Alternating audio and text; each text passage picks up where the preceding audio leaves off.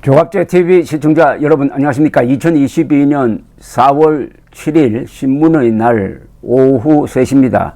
윤석열 대통령 당선인이 오는 5월 10일 취임 즉시 서울 용산구 국방부 청사에 마련되는 새 집무실에서 업무를 개시할 수 있을 전망이라고 인수위 측에서 기자들에게 브리핑을 했습니다. 청와대 정상적으로 출근해서 일단 근무를 시작하면 될 텐데 당선인이 거기는 절대로 들어가지 않겠다고 하니까 통이동 인수위 사무실에서 마치 야전 천막을 친 기분으로 일을 시작하겠다고 비장한 각오를 윤석열 당선인이 며칠 전에 밝혔는데, 그렇게 하면은 좀 모양이 이상하다라는 이야기가 여기저기 나오니까 이제는 국방부에 시급히 대통령 집무실을 마련해가지고 다른 시설이나 인원이 완전히 입주하기 전에 우선 집무실만은 거기에 두겠다 하는 의지로 읽힙니다.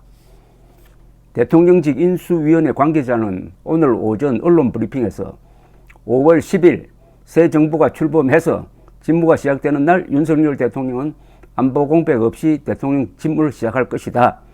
대통령 집무실 이전의 핵심 본질은 두 가지다.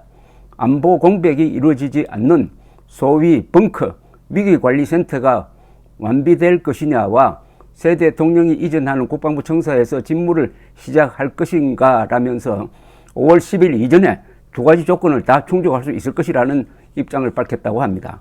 안보 공백 문제와 직결되는 위기관리센터 완비 기준과 관련해서는 C4I, 즉 지휘통제체제라고 되어 있는 군사 전술 통제 시스템이 있고, 현재 청와대에는 있는데 국방부에는 없는 재난 재연결 시스템, 소방과 경찰이 다 연결되어야 하는 것이다.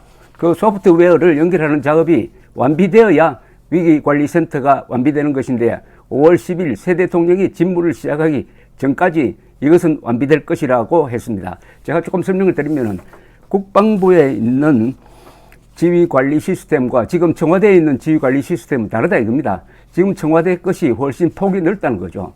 청와대는 군 지휘 시스템뿐만 아니라 일반 행정 무슨 또 그 의료, 소방 이쪽을 지휘하는 시스템도 갖추고 있어가지고 그야말로 국가 위기 관리 시스템이고, 지금 국방부에 있는 것은 군사 위기 관리 시스템인데 이 전체 국가 위기 관리 시스템을 옮겨야 되는데 그걸 5월 10일까지 하겠다는 겁니다. 그런데 이런 내용까지 국민들이 알아야 합니까? 이거 기밀사항 아닙니까? 또 무슨 국방부의 벙커가 여기 있네 저기 있네 막 손가락으로 막 가리키면서 브리핑을 하고 말입니다.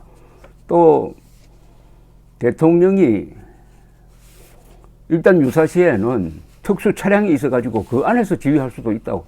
아니 이런 이야기를 대통령의 안전과 관계되는 국가 안보 관리와 관계되는 핵심적인 이야기, 이거 비밀 정도 안 될까요?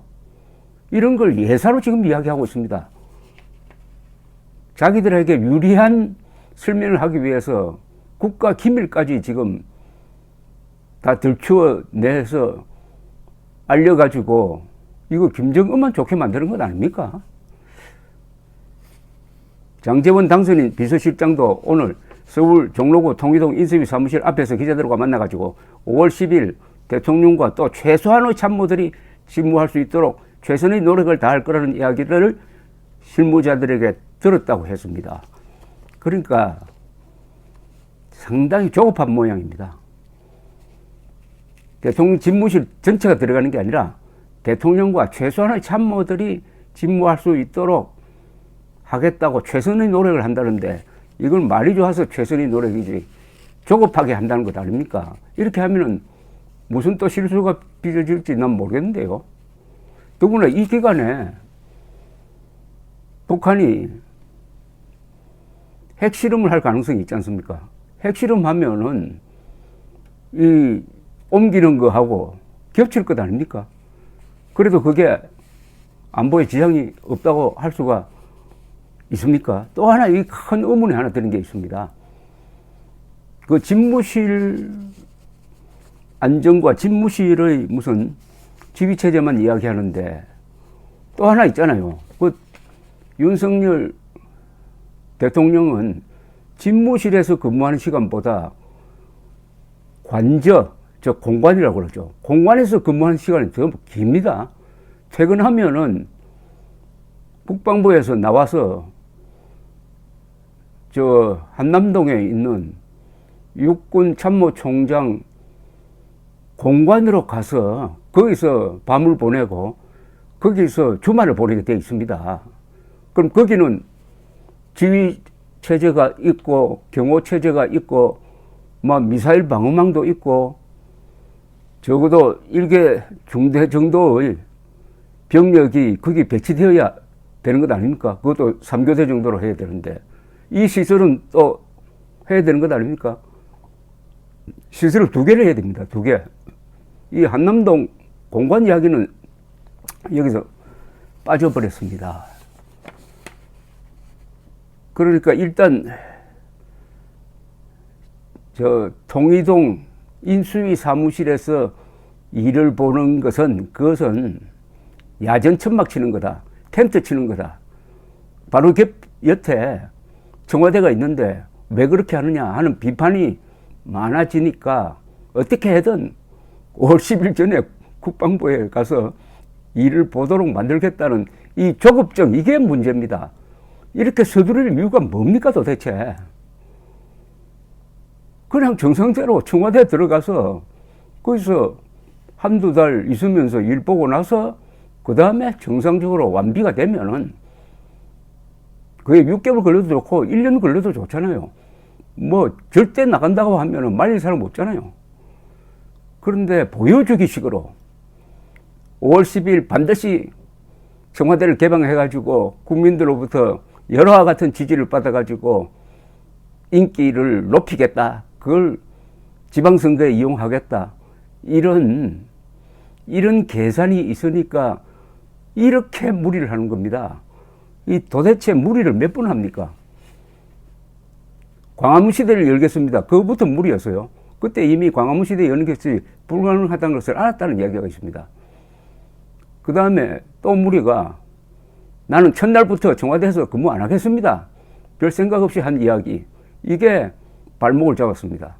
그 다음에 광화문 시대를 열려고 하니까 안 되니까 여기저기 알아보다가 갑자기 용산 국방부로 들어가겠다고 했습니다.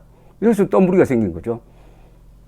그 다음에 그렇게 결정할 수 있는 권한이 없고 인수위가 그런 일을 해서는 안 된다는 걸 지적하면서 문재인 대통령이 브레이크를 딱 걸어버리니까 그 다음에는 아주 신경질적으로 그러면은 통이동 인수위에서 일 보면서 청와대는 안 들어간다 이렇게 해버린 겁니다. 이게 또 실수죠.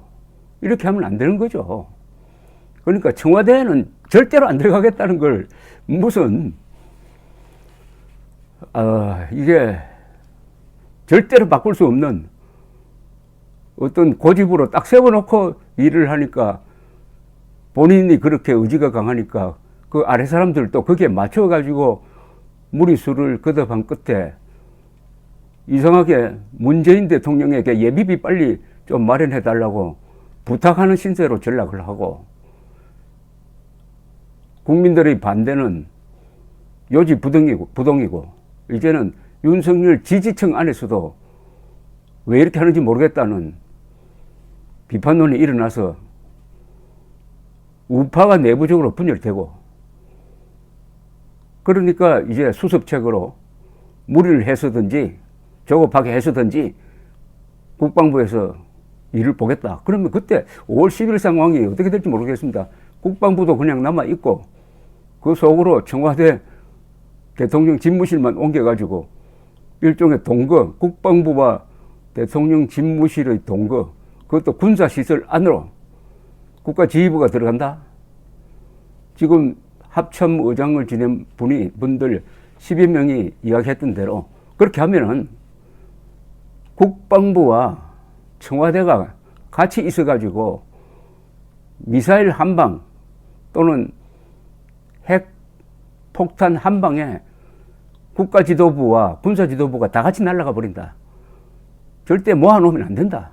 이런 건의도 다 묵살하고 이렇게 지금 하고 있습니다. 그러니까 이게 이런 식으로 계속 지금 문제가 발생할 겁니다. 이거 5년 동안 계속 이 이야기로 참 시종할지 모릅니다. 첫 단추를 잘못 깼잖아요. 그럼 빨리 그걸 벗고 정상적으로 깬 다음에 다른 단추를 깨야지. 첫 단추를 잘못 깬 걸 그냥 두고 그 뒤에 두 번째, 세 번째, 네 번째 단추를 깨다가 보니까 지금 또 이런 우왕좌왕이 일어나고 있습니다. 감사합니다.